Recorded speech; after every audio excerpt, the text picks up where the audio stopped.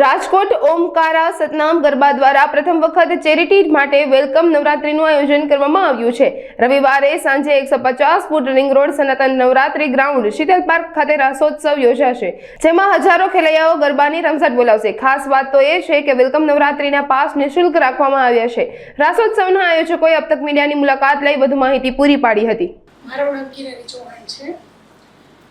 ઓમકારા સનાતન ગરબા 2025 જેનું પ્રથમ વખત આયોજન કરવામાં આવેલ છે, જેમાં 5 સંસ્થાઓ મળીને આયોજન કરે છે। વિકલાંગ બાળકોની સેવા અર્થે અને અલગ અલગ જીવ માત્રની સેવા અર્થે 5 સંસ્થા મળીને કાર્યક્રમનું આયોજન કરેલ છે, જેમાં ઓમકારા ફાઉન્ડેશન, નવજીવન વિકલાંગ સેવાશ્રી, સ્વરાજ ફાઉન્ડેશન, કર્મયુથ ફાઉન્ડેશન અને સનાતન નવરાત્રી ગ્રુપ 5 સંસ્થાઓ દ્વારા એક વિશિષ્ટ આયોજન કરવામાં આવેલ છે, જેનું સ્થળ વેલકમ નવરાત્રીનું, જેનું સ્થળ શીતલ પાર્ક આરવડવાળી શેરી 150 ફૂટ રિંગ રોડ ખાતે છે।